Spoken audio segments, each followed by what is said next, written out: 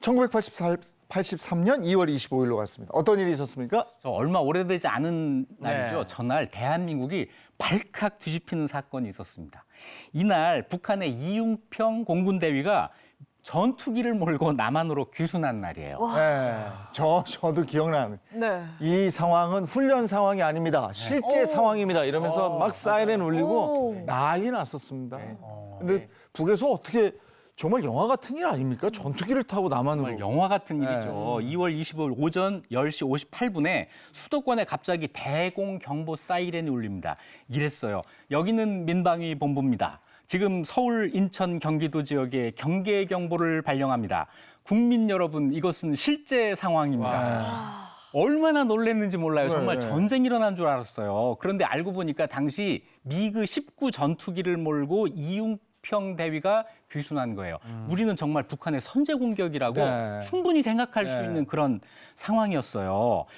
전쟁의 악몽, 이게 막 떠오르고 있었는데 나중에 밝혀져서 안도의 숨을 쉬었죠.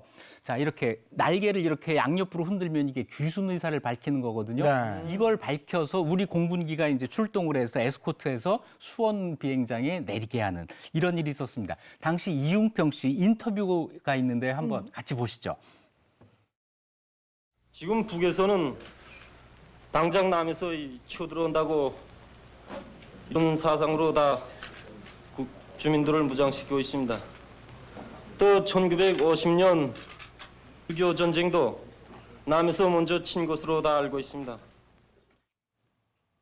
와, 저는 진짜 이게 실제로 벌어졌던 일이라는 게 놀라운 게 전투기를 몰고 넘어온다. 이거 정말 목숨 걸고 하는 거잖아요. 네, 당연히 그렇습니다. 네. 그런데 1983년은 이상한 해예요. 이거보다 몇 달 뒤에 8월 7일 날 미그기가 또 한 대가 넘어온 게 있어요. 그거는 중국 미그기가 온 겁니다. 네. 이때는 공습 경보가 내려져가지고 공습하고 있다고 막 경고를 했어요. 인천 쪽에 네, 그렇습니다. 그래서 뭐 프로야구 경기 보다가 난리가 나고 했다는 이 기억이 이 사건과 덧붙어져가지고 우리한테 더 크게 기억이 되어 있는 거죠. 자, 당시 이융평 대위 탈북 거의 불가능한 도전이었는데 당시 북한은 서로 감시를 하게 했어요. 비행 훈련을 할 때 2대가 하거나 4대가 하거나 이랬는데 이때는 2대가 같이 떴다는 거예요. 근데 이융평 대위의 비행기가 후발 뒤에 있는 비행기였다는 거예요. 그래서 앞에 있는 비행기의 눈길을 피해가지고 이제 남한 쪽으로 기술을 돌리는데 레이더에 걸리지 않기 위해서 초저고도 비행, 지상에서 50m 이 높이에서 비행을 해요. 50m요? 이게 굉장히 위험한 거거든요. 계기판만 보고 비행을 한 겁니다.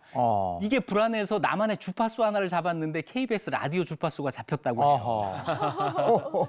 아니 근데 만약에 이융평 대위가 2대 중에서 앞에 있었다면은 뒤에 전투기한테 아마 격추를 당할 수도 있었겠네요. 그랬겠죠. 그죠? 그럼요. 당연히 그랬을 거죠. 근데 우리나라에 딱 올 때 말이죠. 북한 이 군인이 기술 의사도 밝히고 그리고 전투기까지 몰고 왔단 말이죠. 네. 환영할 수밖에 없었겠어요. 그렇죠. 전투기까지 여기에 중요한 거죠. 이럴 경우에는 보로금이라고 하는 걸 지급합니다. 정보, 장비 이런 걸 갖고 오면 보로금을 지급하는데 그때 이융평 대위에게 지급한 보로금이 15억 6천만 원. 그때 돈이에요. 83년에, 1983년에. 그때 강남 은만 아파트 한 채 값이 2천만 원에서 4천만 원 하니까 이야, 상당한 돈이네. 복권 1등 당첨되면 1억 5천만 원 줬거든요.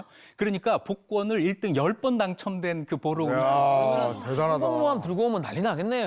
항공모함 들고 올 수가 없죠. 네.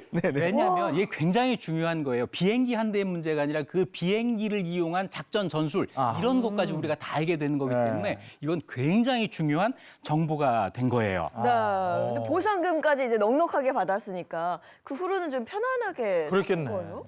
네. 일단 시작은 이렇습니다.